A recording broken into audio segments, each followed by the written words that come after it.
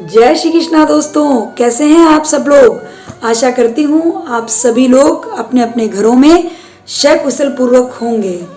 दोस्तों, चैनल को लाइक करें, सब्सक्राइब करें और बेल आइकॉन बटन दबाना बिल्कुल भी ना भूलें।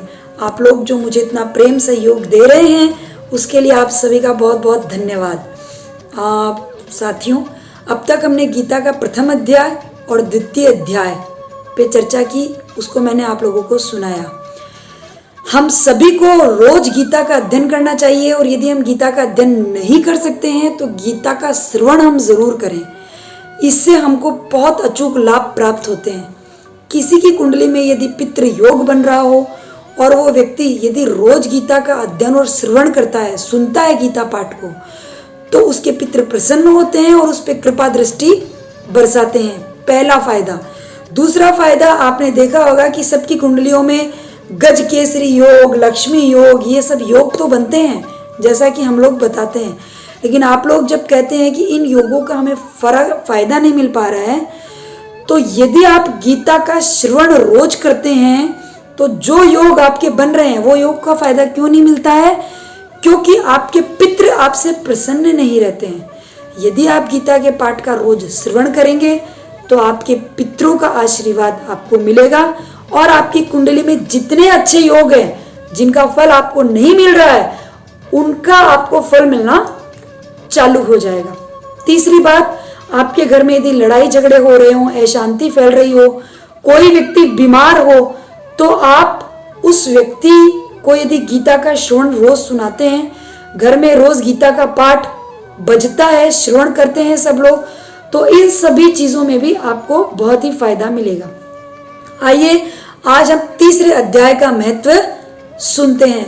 बोलिए श्री कृष्ण भगवान की जय हो, लड्डू गोपाल की जय हो, बालाजी महाराज की जय हो, गुरुदेव महाराज की जय हो।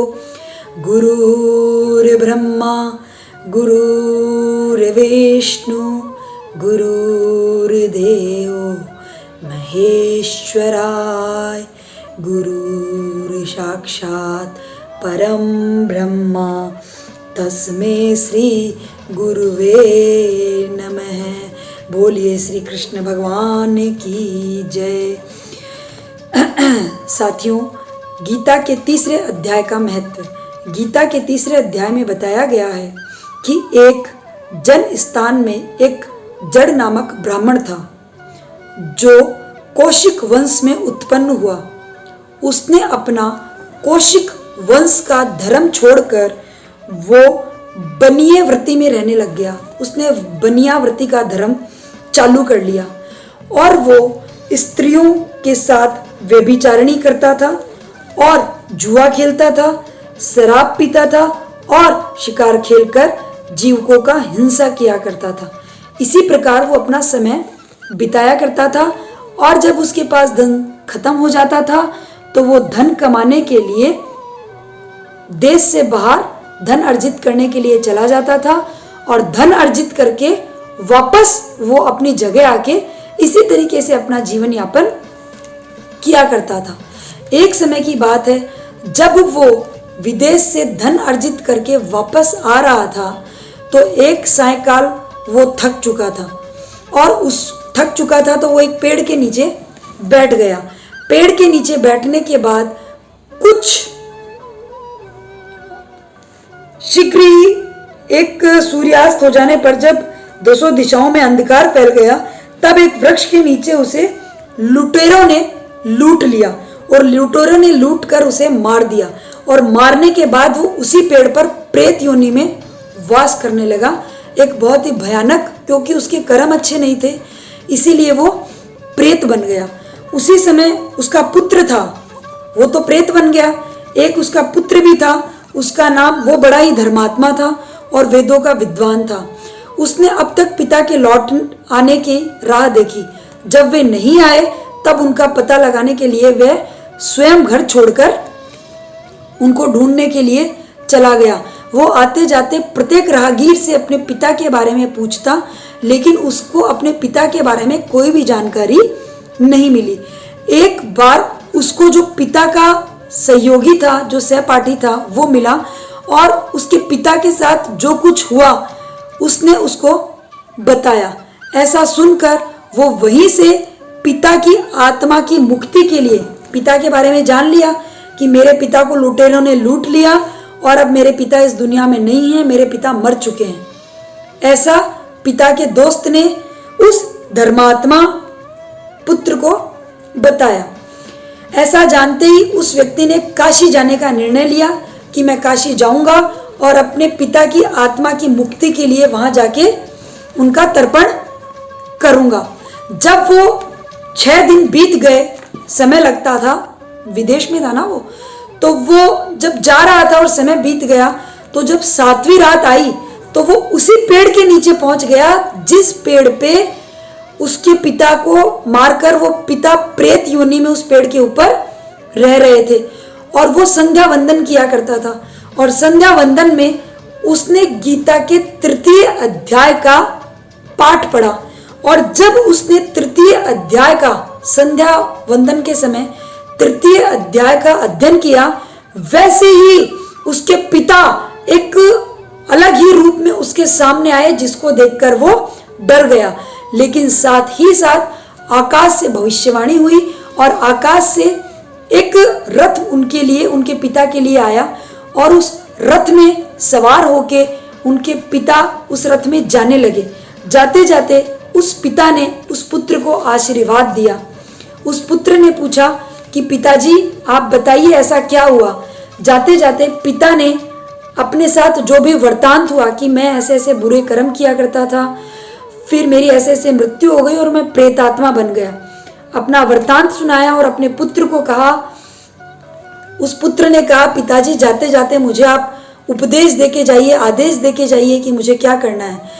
तो पिता ने पुत्र को कहा कि हे पुत्र, आज जो तुमने गीता का 3 अध्याय करके मुझे इस प्रेत आत्मा से मुक्ति दिलाई है, उसके लिए मैं तुम्हारे लिए कृतज्ञ हूँ। मेरे छोटा भाई और मेरे जो पूर्वज हैं वो भी प्रेत आत्मा बनके इधर उधर कहीं भटक रहे हैं। तो मैं ये चाहता हूँ कि जैसे तुमने मुझे सायकाल गीता का 3 अध्याय का अध्ययन करके मेरी आत्मा को प्रेत आत्मा से मुक्त करवाकर स्वर्ग का वास करवाया है, उसी तरीके से मेरे जो छोटे भाई की आत्मा है और जो मेरे पितरों की आत्मा है, इसी 3 अध्याय का अध्ययन करके तुम उन बाकियों को भी प्रेत योनि से मुक्त करवा दो। ऐसा कहकर पिता उसको आशीर्वाद देकर बैकुंठ धाम पधार गए। और पिता ने यह भी कहा कि जिस प्रयोजन से तुम काशी जा रहे थे, अब वो प्रयोजन तुम्हारा यहीं पूरा हो गया है। मैं तुमसे अत्यधिक प्रसन्न हूं, इसलिए हे पुत्र तुम घर को प्रस्थान करो। ऐसा सुनकर पुत्र ने वहीं से अपने घर को प्रस्थान किया और घर आकर श्री कृष्ण भगवान के मंदिर में बैठकर, श्री कृष्ण भगवान की मूर्ति के सामने बैठकर 3 अध्याय का रोज अध्ययन करने लगा और श्रवण करने लगा।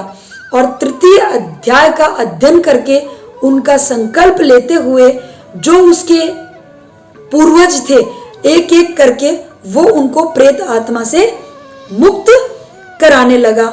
इधर वो मुक्त कराने लगा और इधर श्री कृष्ण यमराज के यहाँ जो उसके पूर्वज यम की आत्माएं सहन कर रहे थे, यम की पड़तानाएं सहन कर रहे थे, उनके पास एक दिन देवलोक से, देवलोक यानी वासुदेव के यहाँ से उनके दूत आए, कृष्ण भगवान के दूत यमलोक आए। यमलोक यमराज कृष्ण के दूतों को देखकर उनका सत्कार किया, उनको भोजन करवाया, उनको आसन ग्रहण करवाया और आने का प्रयोजन पूछा कि हे महोदय आप यहाँ हे कैसे पधारे हैं, बताइए।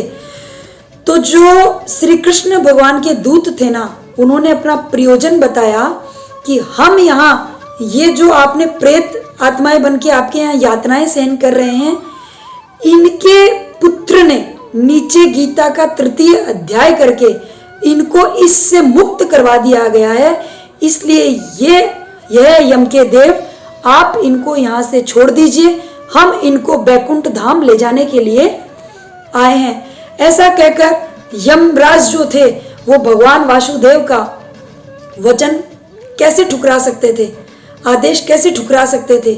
तो यमराज ने उनको छोड़ दिया। जैसे ही वासुदेव के दूत उन प्रेत आत्माओं को लेकर बैकुंठ धाम जा रहे थे, यमराज जी उनके पीछे पीछे वासुदेव के पास गए। वासुदेव अपनी शेष नाग पर विराजमान थे और लक्ष्मी माता उनके चरण दबा रही थी। ब्रह्मा जी उनके व्याख्यान कर रहे थे। इंद्रदेव उनकी राक्षसों से लड़ाई करने जा रहे थे तो उनके लिए उनकी आरती उतार रहे थे। और लक्ष्मी जी ऐसा देखकर मंद मंद मुस्कुरा रही थी। तो जो यमराज जी थे वो वासुदेव के पास गए।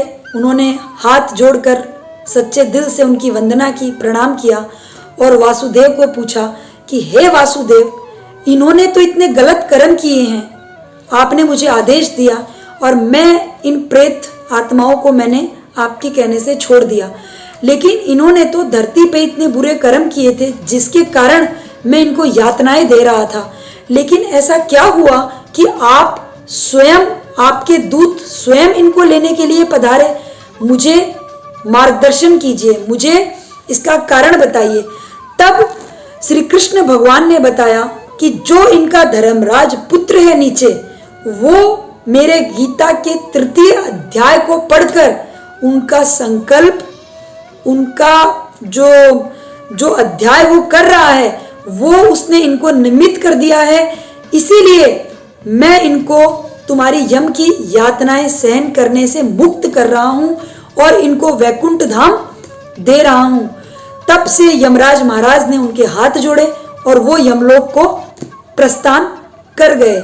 इसीलिए कहा गया है कि जो व्यक्ति रोज प्रतिदिन 3 अध्याय का अध्ययन करता है या श्रवण करता है, उसके पितृ उस पर प्रसन्न होते हैं और हमारे पितृ यदि किसी भी योनि में हैं तो उनको मुक्ति मिलती है और हमारे ऊपर पितरों की कृपा बनी रहती है।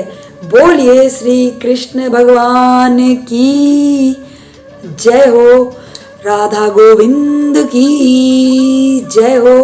श्री कृष्ण गोविंद हरे मुरारी, हे नाथ नारायण वासुदेवा।